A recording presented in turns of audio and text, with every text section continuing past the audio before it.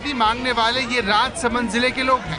काचबली गांव के ये वो लोग हैं जिन्होंने जनमत संग्रह करके समाज की एक बुराई को हरा डाला।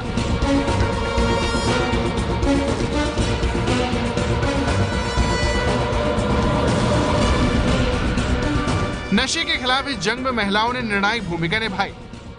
बुजुर्ग से बुजुर्ग महिलाओं ने भी बढ़ चढ़कर शराब को हराने के लिए अपने मताधिकार का इस्तेमाल किया।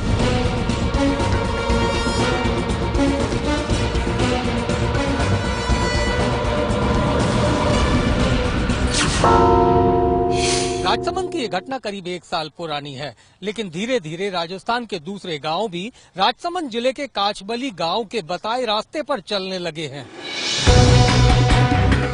राजसमंद जिले से जयपुर की दूरी करीब 350 किलोमीटर है, लेकिन यहाँ भी लोगों ने वोट से शराब के ठेकों को ठोक दिया है।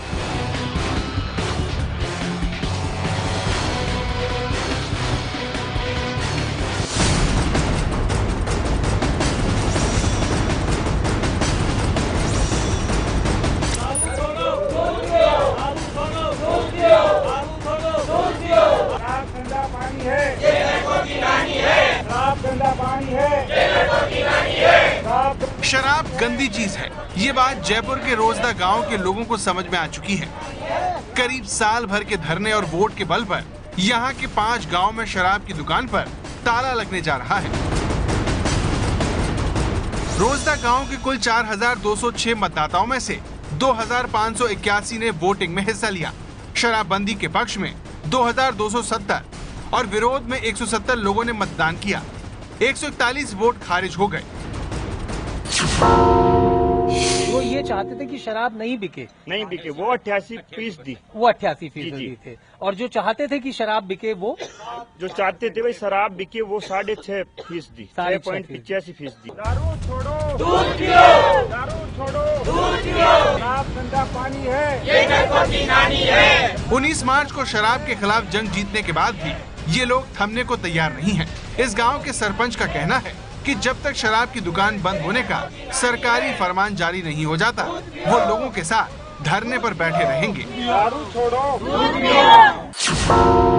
1 अप्रैल 2016 से हमारा ये धरना लगातार जारी रहा और आज भी जारी है। अधिसूचना ओपी यादव जी आबकारी पेश करेंगे कलेक्टर साहब को 31 से पहले, और 31 मार्च को हमारी दुकान यहाँ से खत्म हो जाएगी और 1 तारीख से जनता के सोच में बड़ी और कुशलता लाएगी। और हमेशा हमेशा के लिए मेरी पंचायत के 5 गांव जैतपुरा, रोजदा, हटसनपुरा, सिंडुलाई और सरदारपुरा 5 गांवों में शराब की दुकान हमेशा हमेशा के लिए बंद हो जाएगी। ये शराब को लेकर रोजदा गांव के लोगों की नफरत बिरदी चंद के बेटे की वजह से बढ़ी। बिरदी चंद के बेटे का नशे में एक ऐसा भयानक एक्सीडेंट हुआ कि परिवार कर्जे में डूब गया। ऐसा मौका भी था कि दारू पी के पता नहीं कहाँ ये टकरा गया, तो इसका मुंह फूट गया। कितना खर्चा हुआ है? 1.5 लाख रुपए वेट को। तो आपके पास था इतना पैसा? मत ले लगाया साहब, कर्जा लिया आपने? कर्जा लिया। ऑपरेशन हुआ आपका? ऑपरेशन हुआ। तो अब ये बताओ, शराब पीते हो? कितने टाइम से नहीं पी रहे? 2 साल हो गए। जब से एक्सीडेंट हुआ उसके बाद छोड़ दी? और अगर अभी आपको कोई ऑफर करे दे तो नहीं पियोगे? पिंटू के उदाहरण ने लोगों को शराबबंदी की तरफ खींचा, लेकिन उनका सफर इतना आसान भी नहीं रहा। गांव के लोग अपने मकसद में कामयाब न हो सकें, इसके लिए आबकारी विभाग ने हर संभव कोशिश की। दरअसल शराबबंदी लागू करने के लिए पहले ग्राम पंचायत एक प्रस्ताव पारित करती है, जिसके समर्थन में गांव के 20% लोगों के हस्ताक्षर जरूरी हैं। ऐसा होने पर प्रस्ताव को आबकारी विभाग के पास भेज दिया जाता है, जो आखिर में जनमत संग्रह का आदेश जारी करता है। रोजदा गांव में शराब के खिलाफ चलते माहौल की वजह से जनमत संग्रह के सभी नियम आसानी से पूरे हो गए। बावजूद इसके आबकारी विभाग ने वोटिंग के आदेश जारी नहीं किए।